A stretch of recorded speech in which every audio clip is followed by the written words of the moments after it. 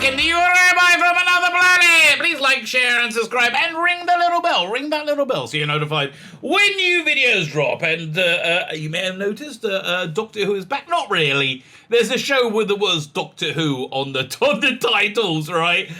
To me, it bears very little relation to Doctor Who. Although this season is markedly less awful. People are saying better. I would say less awful. They've really reined back all the lecturing, and all the finger wagging and all the dourness, which is good. Thank God for that. Because, often they would lecture and finger wag me about things that I just don't think is scientifically true.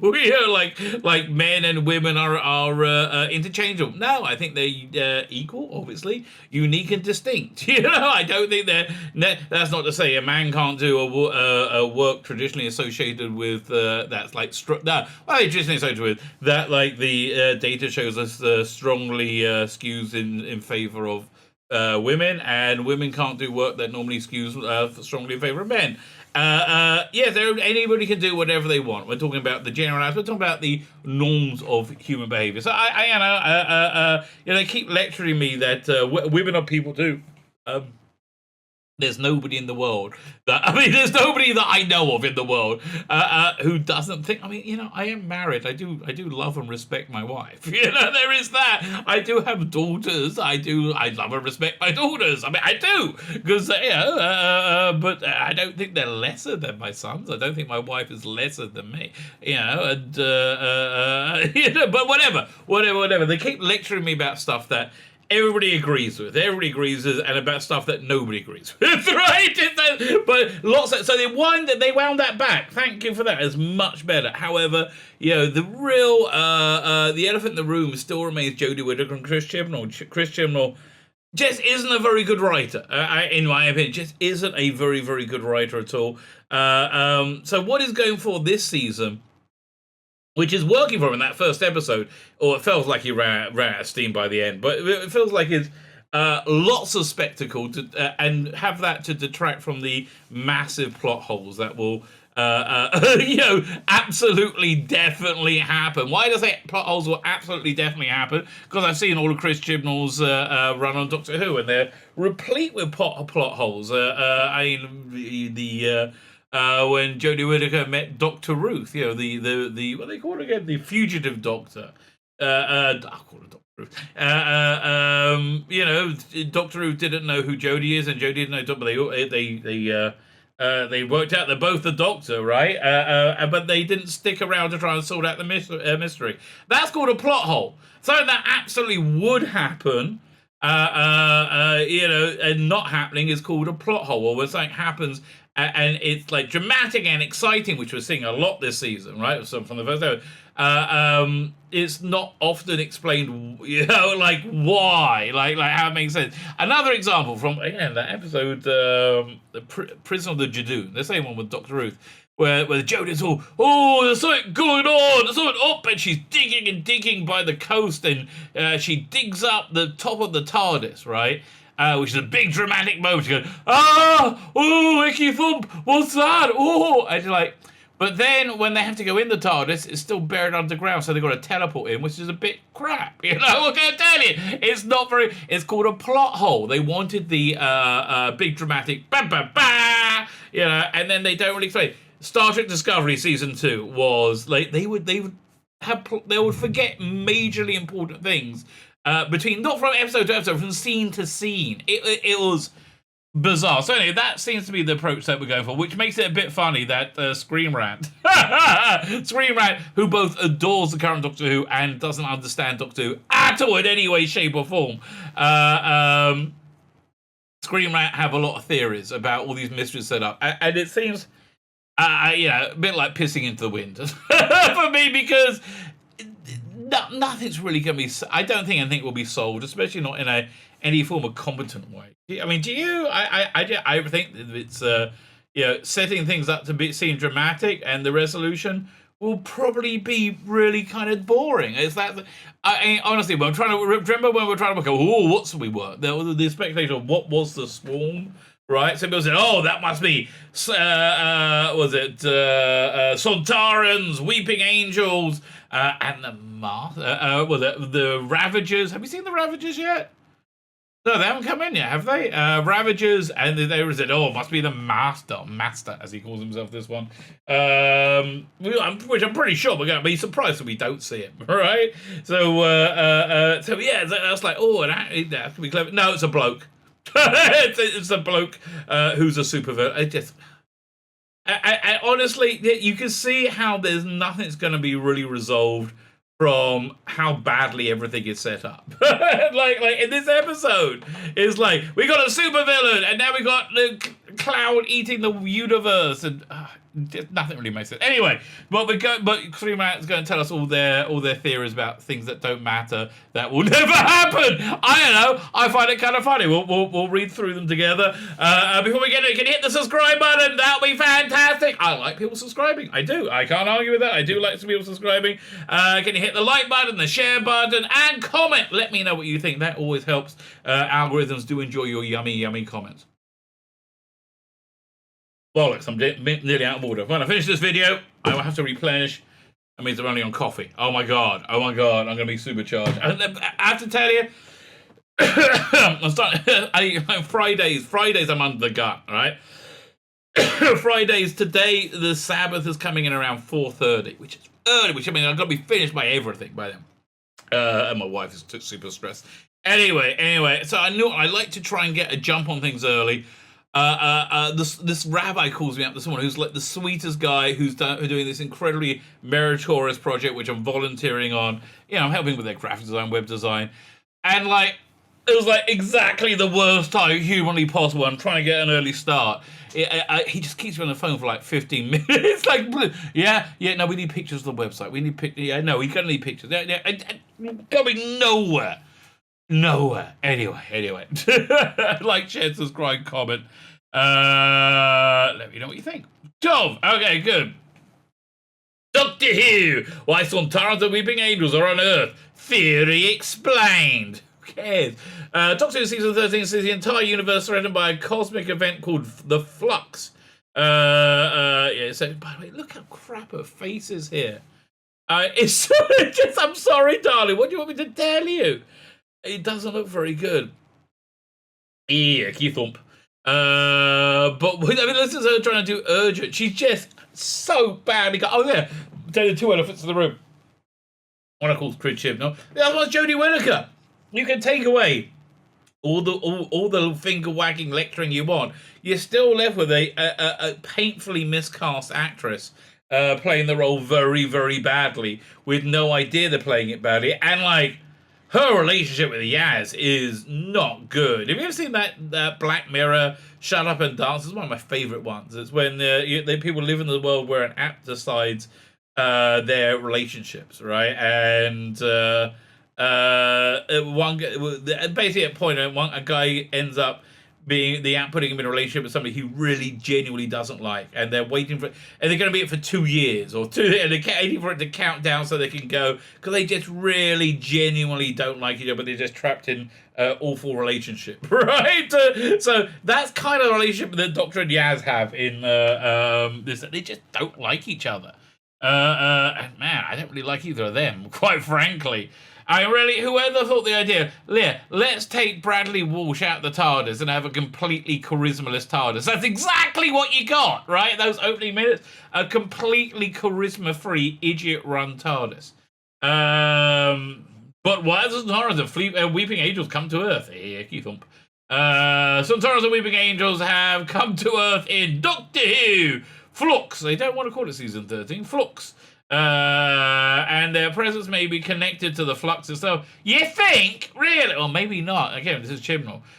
With production disrupted by coronavirus pandemic, which I really haven't noticed. I have to say, the kudos to, and I always want to give, because I'm slagging him off all the time, I always want to give praise whenever praise is due. Couldn't tell the pandemic restrictions. It was because it zipped along very nicely. But yeah, there were a lot of people sitting on their own in green screens. Like Vinder. Gotta have Vinder. Oh, we gotta have Jacob Anderson. Oh, we gotta have him. So anybody could play that role. I mean, let's see what else is going to happen.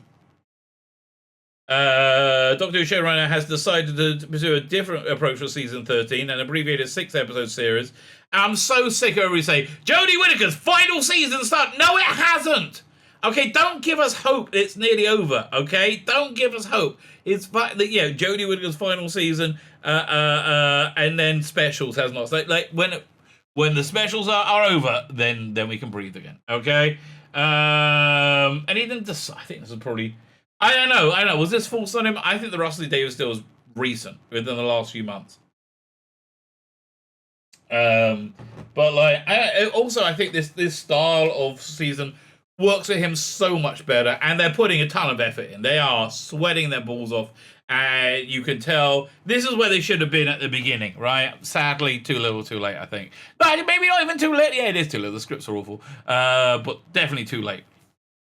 This is a abbreviated 6 episodes with a single overarching narrative as the Doctor wrestles with the mystery of a cosmic event known as the Flux. I wish they just called it Flux. That would have made it much better. Doctor Who Season 13, Episode 1 set up the drama in an adventure of unprecedented scale. According to the Doctor, the Flux is a cosmic phenomenon that disobeys every law of space and time, disrupting matter and atomic level. Disobeys every law? What does that mean? I mean, like, it's... Here's the thing, the progressive liberals, they think they love science, right? They think they really, I love the science. Oh, I love science. No, they don't. They don't. They love shutting people up. And they say, it's science. Why are you arguing with science? Luddite. No, not they know what Luddite is because they're normally morons themselves. It's science. No, they like the power to say, it's science gives them. Fine. After that tangent. Yeah, fine. We're talking about how stupid was the disrupting matter on an atomic level. It doesn't seem to be a natural event. Rather, it's a weapon wielded by a being who calls himself Swarm. Isn't he the Swarm? An old enemy of Doctor Who existence has been erased from her mind by the Time Lords. Bullshit. It's just bollocks, mate. And the Swarm seems to be a riff on what's the name? Fox, Lawrence Fox.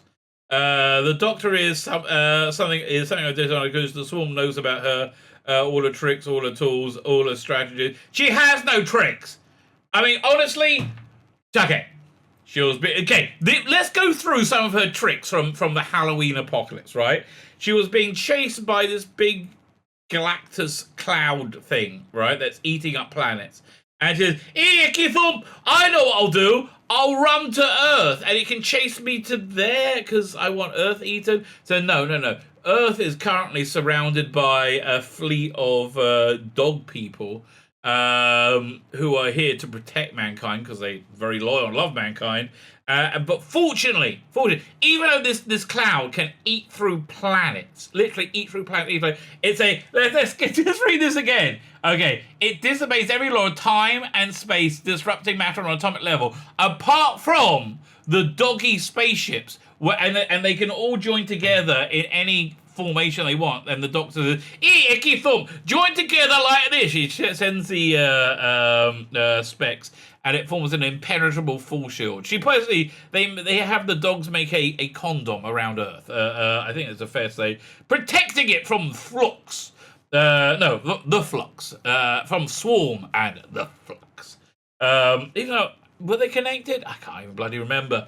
Boy, I mean, how is it eat suns and planets and reality and a bunch of spaceships goes, oh no, can't do crap about that. No, it's too much for me, mate. The old enemy of Doctor's in there's been blah, blah, blah, blah. So all her tricks. Okay, that was trick number 1. Running to Earth because there's an impenetrable fleet of dogmen around it. Okay, that's number 1. Trick number 2 was getting a hammer and smashing the TARDIS console so time vortex energy can spew out the door and into the Flux and do nothing. Okay, and she said, "Hey, take this Flux. See what some time vortex energy does for you." and nothing, right? So she had no clue what, and this is something that has actually killed her in the past, right? Killed the Doctor in the past. Taking time vortex energy and putting it into a reality-eating cloud. And it's like, maybe it's going to make it worse. But no, this is Joe. That's one of her tricks, right? Her tools, a hammer. Which is also how she hammers home her questionable morality, right? Her strategies. Come and get me, darlings. Oh, God, it's all so bad. Well, she has no idea who he is at all. Probably in her favor. In addition to Swarm, Doctor Who Flux features a number of other alien threats. The season 13 premiere showed weeping angels already present on Earth, but they've been present on Earth all the time, preying on human beings around Liverpool. I kid. Meanwhile, the warlike Sontarans are preparing an attack. And I'll give you another example of how Chris Chibnall just does all this artificial tension at the end of the episode as the Flux is bearing down on the Doctor and the Earth. You flick around all the things. You see the evil white men industrialists who like to dig in the 19th century in Liverpool. So you see them for a second. You can see Vinder doing not much. It's like a clearly COVID-friendly set on his own. So you got Vinder not doing much there. And then you see the Sontarans. You see the Sontarans going, attack! Right? Who? Who are they attacking? No, they just wanted the mic drop moment of going, attack! Which was quite good, but honestly, give me a bit of Dan Starkey. But again, that would be good. And given episode 2 trailer shows us Sontarans fighting in the Crimean War, it's safe to assume they're invading Earth. What does all this have to do with Flux? The Flux. Oh, God, what indeed. The time war between the Daleks and the Time Lords caused havoc on an unimaginable scale, as the Gelf explained to the Ninth Doctor and then gone quiet that, listen, 15 years ago, nobody bloody even remembers that anymore, okay? It's like, really? And Chibnall's kind of erased all the past. In the end, the whole universe convulsed, the Time War raged, invisible to smaller pieces but devastating to higher forms. Yes. Yeah, good. Russell D. Davidson, Mark Gaffett, right? Mark Gatiss, not Gaffett. Mark Gatiss writing there. The most timeless species were wiped out during the Time War, with only a handful of exceptions. It's interesting that both the Sontarans and Weeping Angels number among them. Okay. Oh, yeah, they wanted villains. When the Sontarans introduced in 73 Time Warriors, one of their number had been stranded on Earth in the Middle Ages and used primitive time travel to kidnap scientists in the future to help repair his ship. In 1978 invasion of the Time, Sontarans actually managed to launch a near successful invasion of Gallifrey. They sat out the Time War, complaining they were forbidden to join, and what they consider the finest war in history. The Sontarans apparently have had prior knowledge of the Flux, recognizing it at the as the beginning of a far greater conflict. They're excited for a chance to participate in this particular war. Okay. That's a cute doggy. The Weeping Angels, meanwhile, have biological connection to temporal energy. Okay, whatever. They're literally stone. There's no biology in them. They're kind of magic, which is kind of like they're kind of like it. The reason they really worked in they worked in everything, but the reason they really worked in Flesh and Stone is because when we're in the forest, that was awesome. It's because they're essentially a fairy story villain, right? And it really in the forest they really work very well. Where Sontarans have intelligence of Flux, it's reasonable to assume the Weeping Angels can sense its cataclysmic space-time event. Yeah, okay. The doggy's back, okay. Both Sontarans and Weeping Angels at a time where Weeping Angels, yeah, Sontarans a little bit. I mean, not like the Daleks. Meaning, it makes sense they would have an awareness of the Flux. It's eating planets! For God's sake, really? They're not noticing that? I mean, they could have done something clever like in the Moffat years, which this episode was so Chris Chibnall trying to do Moffat. Like in the Moffat years when they had the Amos Crack, who were And we all wanted to investigate Amos Crack. Let me tell you, Amos Crack. When it ate so, when Amos Crack ate so, it knew it was eaten. Oh yes, and it went down with a smile on its face. I can't not call it Amos Crack. I'm sorry. I'm just trying to think of that. No, Amos Crack, still Amos Crack. But when Rory was eaten by Amos Crack, other than having a fantastic smile on his face, right? Other than that, he was erased from reality. That was really kind of cool. I like that. Not so clever here because Chris Chibnall, and I think he's a dummy. I think he's a dummy. Okay, that's really my takeaway from Chris Chibnall's take on Doctor Who. He's a bit of a dummy. Okay. So I'm trying to see to have come for conquest. They evidently believe Earth will lie at the center of the conflict surrounding the Flux. And they, I mean, you know, that's a word for diarrhea. It does feel a bit like it. They're eager to participate, having said the last Great Time War. They're not going to sit back and watch other races go to war any longer. My God, I mean, can you get to a point? This is nearly done. Oh my God. Okay, we only got a few more paragraphs. Thank God. But like, what did? Are we going anywhere with this? I mean, literally anywhere. This naturally raises curious questions. We're going to look at the questions that the Radio Times wants answered as well. Why would weeping angels and stars, aware of impending cataclysm, choose Earth? They're not going to answer that question. Okay, they're not going to answer that. Well, if the Flux is coming to Earth, being bought by the Doctor for no apparent reason, why would the Sontarans and the Weeping Angels be on the Earth that can eat? I mean, I still think the bigger question is, how can the Flux not eat the doggy spaceships? That really doesn't make any sense whatsoever. It's but they whip by very quickly, and I like the doggy. I hate to tell you, I like the doggy. It's like the reason is a simple one. Although the Doctor will fight and save any world, she has a special fondness for Earth, as seen in Doctor Who Season 13, Episode 1. Even though the entire universe is being destroyed, the Doctor will still focus on Earth first. Stop attributing thought and reason where there clearly was none, right? It's like, oh, well, no, what? They're going to do it on Earth because they want it to have emotional resonance. Thus, the little blue planet Milky Way will become the last world in the universe, the only place that's safe from the Flux, at least for a time. If the theory is correct, then the Weeping Angels have come to Earth to seek sanctuary, while the Sontarans want the last planet in existence to belong to them. Okay, finally, that's a reasonable theory. I think it'll be something far more boring and stupid, don't you? The Weeping Angels and Sontarans could help the Doctor. The Doctor Who Flux Episode 1 ended with Dr. Yaz and Dan trapped in space and Flux invading apparently a dying task. That's something I see Chibnall doing. He did that with the dog person. He started off as again, another complete fraud logic. The dog person, Kavista Stan, whatever, he starts off as a total villain. Sort of. I mean, he's a hero because he's threatening Jodie and Mandit. But, okay. But, Doctor and Yaz. So it starts off, they're hanging upside down. And it gives this, like, whole stupid intro how they're about to be dropped into a sea of boiling acid. Right? They're trying to be dropped into a sea of boiling acid. And if they survive that, then they got these little robot things that are going to shoot them. And if they survive that, the sun's going to go nova in the next 10 minutes or something. Right? It was a...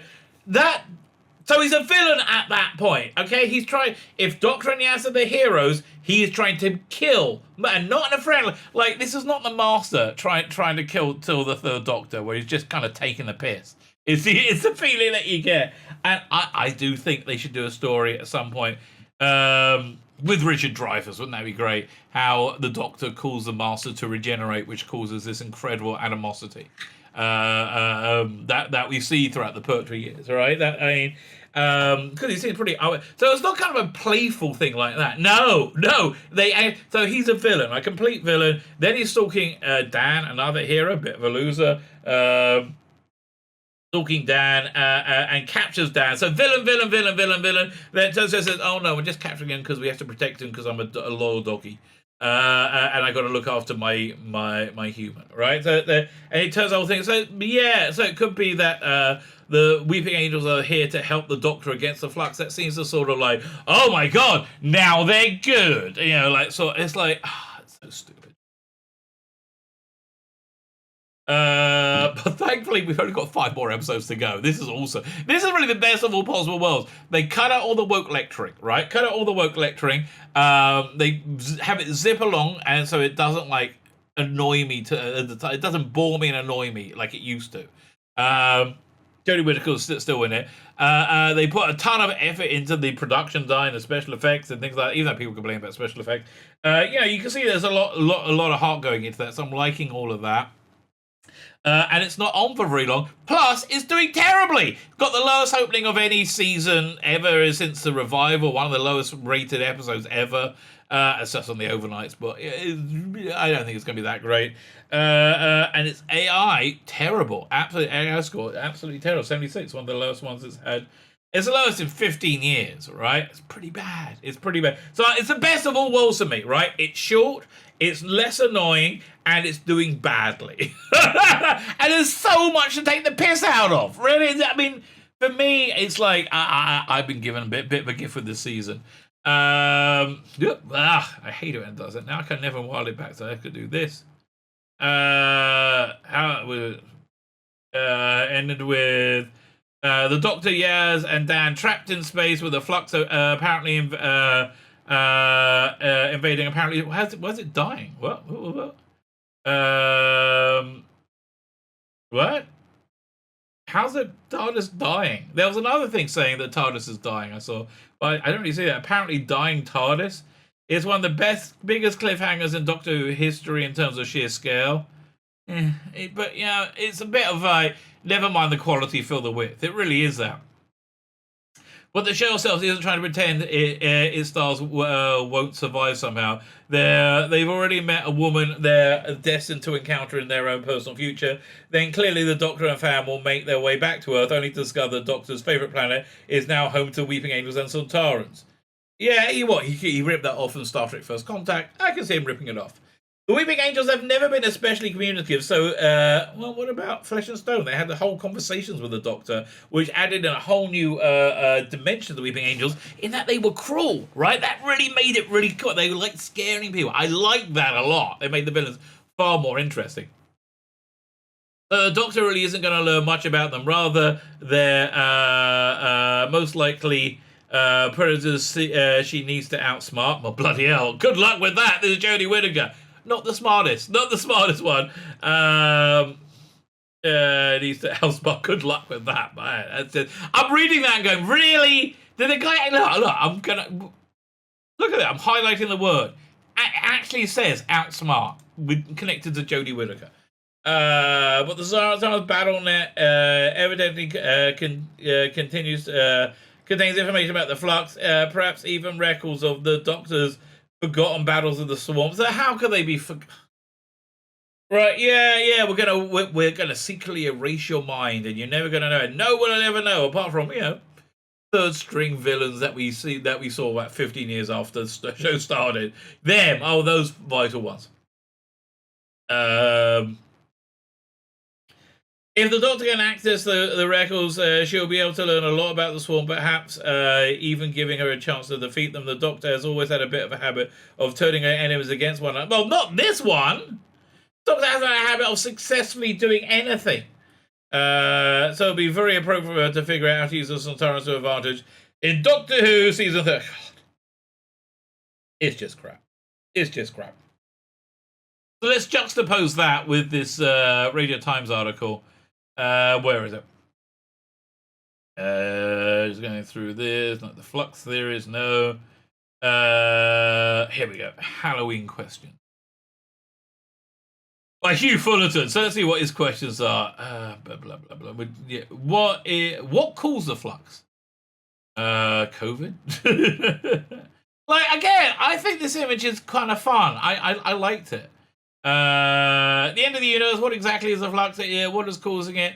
What is the spatial anomaly and natural phenomenon? Something that, like the Big Crunch, hypothetical scenario opposite the Big Bang. Is it man-made? Certainly the climax of the Halloween Certainly, the climax of the Halloween apocalypse, in which the Flux is seen to change course. The end of the universe is chasing us. So let's go to Earth. Okay. Seems to suggest they may not be controlled from an outside force.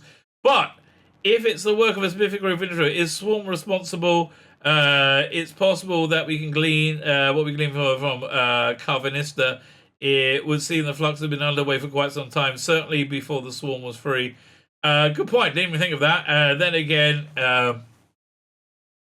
the actual witness of the Swarm inside the doctor's mind. So who's to say how long it's been? Who cares? Who is the Swarm? I don't really care. What is the division? It's a cut price CIA. Okay, it's not very good. What's going on with the tunnels in Liverpool? Evil white men! Evil white man is going on. Look, he's a white man and he's evil. We got to get more people to dig tunnels. I don't care if they can't eat. I don't care if they're poor and starving. Get them down the tunnels. I am such a... That's it? That was all his unanswered questions? Really?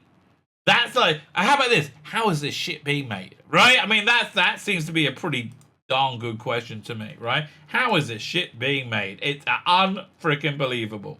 So fine, let's have a quick look at some wild fan theories. Let's have a look. Dan's friend is the master. Well, the one-armed woman. Featured there, blah blah blah blah blah. According to Twitter user, whoever her name is. However, there could be more to Dan than meets the eye. As she poses as Dan's friend with a master, the idea stems in the line uttered by a stammer. She claims her friend also, which is a bit bigger. Could be. Whilst the notion of a companion is an ally, is a neat concept. Dan having formed friendship with him seems somewhat. Seems somewhat unlikely. Okay, who cares? Claire is a Clara Splinter. Yeah, it's too clever. Man, Daily Jenna Coleman's looking pretty good there. Claire, not so much. Like, really? Again, this is the difference between Chibnall and anybody else's Doctor Who. We have Clara. Like I wouldn't call her, objectified. She looks very attractive, very pretty, right? It's like... It's not like anything wrong or evil to be appealing, right? It is for Claire, right? Oh, Doctor, you can see you at last. The Lupari speech is all right. You don't. Who cares? Right? What? Why? Why do we need? Okay, let's see what they are. What the theory is. The Lupari. They look like although how they come look like Earth is unclear. It's even all doing anthropomorphized animal. Reddit even posted their own theory on the appearance and suggested they hail from planet Barcelona. They do. They have two heads that used to bark like a dog. Yeah, okay, it's nice, but come on. Weeping Angels are heroes. So this is the second time we're hearing this. This seems reasonable, although when I say reasonable, it does seem like it'll be a bit clever. Like having Carviston become the good guy was dumb, so I could believe it. This seems a bit clever. Weeping Angels first appeared in the episode Blink have provided some of the show's scariest scenes. Many viewers are expected to fulfill a similar antagonist role on the Flux. However, one Reddit user theorized were actually heroes. Well, that would make sense, seeing as Jodie Whittaker is the villain. If the theory is correct, it would mean the Angels transported Claire to the past. She has information of saving the universe from the Flux. The twist could be that not only is a unique statement menacing stone statues, but also would allow Claire an important narrative role. I think they're here. I think that's too clever. Saran Jones returned. No. The Doctor was once a villain. The Doctor is currently a villain. Was once a villain. Okay. It's implied they share a Swarm shares a history with the Doctor. This is about many fan theories. So YouTuber William who questions whether the Doctor was originally a villain. Okay. It would be a great way to contextualize the show. I don't know. Who's Diane? Is she the one? Is a timer? She's the one with one arm, right? Can you show me a picture of? Listen, if you're gonna show me one lady that looks very, very similar to the other lady right over here. The only distinctive thing to tell them apart is one has one bloody arm. Isn't that a bit of a giveaway? Could you show us having one arm? Yeah, because Azur said she's going to have so much tight front with her. Multiversal Davros. Yeah, that's interesting. Davros is from another universe. This will be the first time the show did a multiverse second chapter. The Rise of Cybermen Age still. Also Inferno, also Battlefield. Vinda is the Flux. That sounds weird, but okay. How? Whilst Vinda is physically embodiment of the temporal dimension, temporal natural disaster, will be an exciting twist, and it seems unlikely to be the case. The observation officer is shown fleeing the space station in an emergency shuttle and would seem an odd cause of act. Well, maybe he doesn't know he's the Flux. The TARDIS has died. So this one I heard a lot, right? So I guess you got the TARDIS. It was like weeping blood at one point, like it has doors appearing nowhere out in the weird places. Doctor Apocalypse features a scene. There is scene within its narrative support this leak. Oh, what's the leak? Goes on the case. Oh, there. However, one rumor suggests the Doctor's tragedy might be about to meet its demise. This comes from Twitter user Connor1313, who goes on to say that the Doctor and her friends will have to travel to ancient Gallifrey in order to fix. I've heard this theory, right? However, the Halloween Apocalypse features player scenes within this narrative support this leak. The episode shows the TARDIS experienced mysterious illness, a ship leaking strange black goo. Looked like it was menstruating to me. Okay, it really did. The doors appearing in odd locations. If true, this rumor would also add an extra degree of peril to the proceedings. It's usually a secure machine becoming considerably unsafe. Yeah. Again, this is the sort of like thing that would just tear Doctor Who apart, right? Would be really, really, really bad and tear it apart. The sort of thing that Chibnall will do, right? It seems to be exactly the sort of stupid thing that he would do. Who knows what dares to dream? But anyway, it's just been a fun voyage into trying to decipher like what on earth is going on with Chibnall. Like what's going on in his little mind? Who cares? Who cares? Who cares? Who dares to dream? Like, share, subscribe. Have yourself a freaking awesome weekend. My name's Tzvi Lebetkin, the Rabbi from another planet. And if it's not redundant, I'm going to say once again, like, share, subscribe. Have yourselves a great time.